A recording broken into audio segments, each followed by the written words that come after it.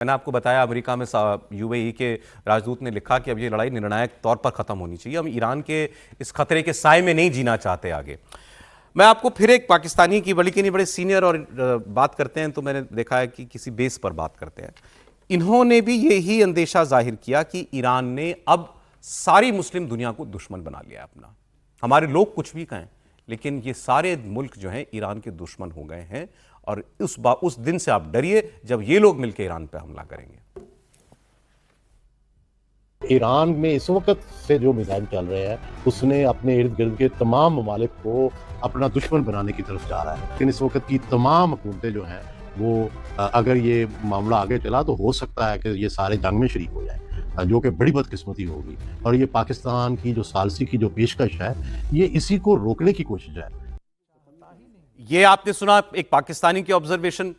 इनके यहां भी सेंटिमेंट ईरान के साथ है जनता का, लेकिन वो ये समझ रहे हैं कि ये देश जो चला रहे हैं रूलर्स जो हैं और सब मोनार्कीज हैं, राजशाही है सब जगह पर, ये सब के सब ईरान के दुश्मन हो गए हैं। अब ईरान के उनकी रिजीम के प्रवक्ता जैसे ही हैं, एक प्रोफेसर इनके जो कल मजाक में हो गया था, प्रोफेसर मरांडी, हमारे झारखंड वाले, हम ईरान के प्रोफेसर हैं और इनको माना जाता है वॉइस ऑफ IRGC। ये क्या कह रहे हैं अपने पड़ोसियों के लिए? ईरान में कोई प्रवक्ता IRGC के अलावा हो सकता है? हाँ, ईरान में आज की तारीख में कोई और तो जो बोल रहा है वो IRGC की भाषा बोल रहा है। तो इन्होंने बड़ी खतरनाक बात कही। इनके एक व्यक्ति ने टीवी पे बैठ के कहा था कि हम बहरीन और यूएई पे कब्जा कर लेंगे। ये कह रहे हैं हम एक दिन में एक हमले में अगर चाहें कतर की सारी गैस इंडस्ट्री तबाह कर दें, जहां से हम लेते हैं गैस बहुत ज्यादा, एक दिन लगेगा खत्म करने में। सऊदी अरेबिया की सारी ऑयल कैपेसिटी खत्म कर दें हम चाहें तो, लेकिन हम नहीं कर रहे हैं। लेकिन ये देश क्या करते हैं? ये अमेरिका की फंडिंग कर रहे हैं, ये इजराइल की फंडिंग कर रहे हैं। वो कह रहे हैं बाकी अरब मुल्कों के लिए ये इनके यहां से हमारे ऊपर हमले हो रहे हैं। अगर हम करने पे आए तो कोई तेल गैस नहीं बचेगी इनके पास। Otherwise, Iran right now it could destroy Qatar's entire gas industry in a day. It could do the same with Saudi assets. It's not doing that. It's not doing that because it's not like the West. It's not a destroyer. The West comes to destroy, to crush, to kill, to murder. And it's not just Trump. Trump is just a symptom of a sick, Epstein class. Qatar, Saudi Arabia, and the Emirates fund the war. They pay the Americans to fight the war as we speak. Iran will not allow the Persian Gulf in future to be used as a platform for threatening Iran, murdering Iranian children, as we saw. और ये उसने करके दिखाया। Israel ने इनकी South Pars gas field पर हमला किया, इसने कतर में हमला कर दिया ईरान ने जाकर के। 20% उसकी गैस कैपेसिटी खत्म कर चुका है ईरान। सौरभ, दो चीजें तो बहुत साफ दिखती हैं। एक, जनता एक तरफ है और ये वहां शासक दूसरी तरफ है।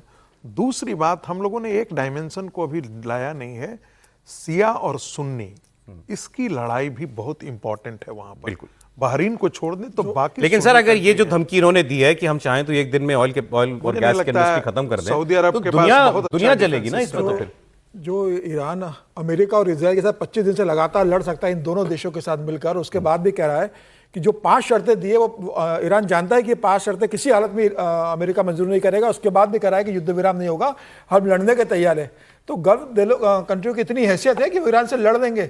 दुबई में तो पूरे दूसरे देशों के लोगों का इन्वेस्टमेंट है। दुबई में आदमी जाता क्यों है? इसलिए कि वो पीसफुल है, शांति, वहाँ क्राइम नहीं है, अपना पैसा आदमी इन्वेस्ट करता है। एक हमला दुबई के एयरपोर्ट पर हुआ, कैसे लोग भाग रहे थे, शेख वहाँ के, दुनिया के तमाम लोग लाखों रुपए लेकर वहां से गायब हो चुके दुबई के अंदर, पूरा इन्वेस्टमेंट दुबई का बंद हो गया। तो इन देशों की इतनी हैसियत नहीं है कि ईरान से लड़ ले। इनको बिना अमेरिका के लड़ नहीं सकते, ना कतर हुआ, सऊदी अरब हुआ, यूएई हुआ, कुवैत, किसी की ताकत नहीं कि ईरान से लड़ ले। और ईरान जो कह रहा है कि 48 घंटे लगेंगे दुबई को और कतर को ठीक करने में, वो सही कह रहा है और ये जानते हैं। इसलिए इतना हमला ईरान के हमले के बाद भी उन लोगों ने कभी हमला नहीं किया, सिर्फ ये कहते रहे कि हमारी परीक्षा मत लो, और इनकी ताकत नहीं कि ईरान से लड़ सके। ठीक है, अब आपको एक नई चीज दिखाता हूं। एक और नहीं है समीर जी, इसको थोड़ा सा डिफरेंशिएट करना पड़ेगा। ऐसा नहीं है कि सऊदी अरब, यूएई, कतर ये सब मजबूत नहीं है, बहुत ताकतवर देश हैं, लेकिन ये खाए पिए अघाए देश हैं।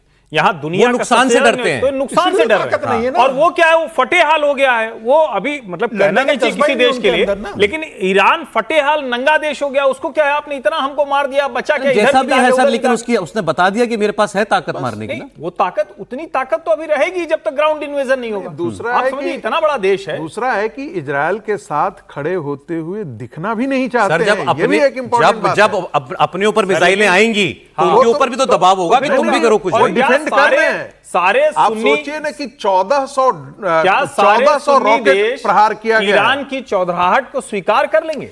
अब मैं आपको ये ये भी जो संभव तेल है। गैस वाली बात है, इसमें एक नई बात सुनने में आई, देखी मैंने, तो मैंने कहा आपके साथ में शेयर करता हूं। समंदर से तो देखिए साहब, दबदबा ईरान का खत्म हो नहीं रहा, तभी ये ग्राउंड इन्वेजन की बातें हो रही हैं। स्ट्रेट ऑफ हॉर्मुज बंद है, ईरान वहां बैठा है, आप उसको नहीं हटा पा रहे हैं, और वो तय कर रहा है कौन सा जहाज निकलेगा और कौन सा नहीं निकलेगा। दुनिया को हॉस्टेज बना लिया है। तो अब एक खबर आई कि सऊदी और यूएई ने मिलकर एक नया रास्ता ढूंढा, कि वो एक मैप होगा, उसको आप ले लें, कि वो जिसको हम कहते हैं जल डमरू मध्य कहते हैं ना, स्ट्रेट ऑफ हॉर्मुज को, तो बीच में वो डमरू का वो है जहां पर पॉइंट नैरो हो जाता है। इधर पर्शियन गल्फ है, हाँ ये आ गया, इधर पर्शियन गल्फ है, इधर गल्फ ऑफ ओमान है। तो उसने कहा कि लैंड रूट जो है, ऐसी पाइपलाइन बिछाओ, बाय रोड, अपना सारा तेल जो है वो बाय रोड भेजो। ये नीचे आपको जो दिखाई दे रहा है, ये सऊदी और यूएई है, यहां से लाओ और इसको स्ट्रेट ऑफ हॉर्मुज के पार निकाल दो सीधा, वो जहां आपको एंड पॉइंट दिखाई दे रहा होगा, वो ब्लैक लाइन का। वो कह रहे हैं इस चक्कर में अब हमें ये रास्ता निकालना पड़ेगा, ये सारा लैंड रूट से ट्रांसपोर्ट करो। लेकिन हर चीज के लिए लगता है इंफ्रास्ट्रक्चर। अब ये पूरी पाइपलाइन है ऐसी कि नहीं है, चलो आप वहां पोर्ट पे तो उतार लोगे, जहाज वहां से ले जाएगा एंड से, लेकिन ये रास्ता कब बनेगा, क्या ये रास्ता है? सऊदी और यूएई इसके ऊपर बात कर रहे हैं। मैं नहीं जानता कि ये कितना वाइबल है तेल सर। का एक पाइपलाइन तो पाकिस्तान होकर के आता ही है ना, जो अरब सागर की तरफ आता है। तो ये ईरान, अफगानिस्तान, पाकिस्तान की भी गैस पाइपलाइन है, वो अलग चीज़ है, लेकिन ये बहुत वायबल नहीं है। लेकिन जब कभी ऐसा संकट हो जाए कि आपको जीने मरने की बात हो गई कि वहाँ से आ ही नहीं सकता, तो फिर कोई ना कोई वायबल रास्ते आपको निकालने पड़ते हैं, खोजे जाते हैं। और उस पर शायद बात चल रही है कि इनिशियल लेवल पर ये बात है, कोई एक दिन में होने वाला काम नहीं है, ये बहुत लंबे समय का काम है। उस पर कितना काम होगा, जो हम बात कर रहे हैं कि ईरान और दूसरे देश क्या हमला एक दूसरे पर कर सकते हैं, उसकी गुंजाइश है। मतलब उसकी आशंका, कहिए गुंजाइश क्या है, उसकी आशंका है कि वो जब कभी ऐसा हो जाता है कि अब नहीं रहा जा सकता, इसके अलावा कोई रास्ता नहीं है, तो वहां पर हो सकता है। अभी वैसी स्थिति नहीं है।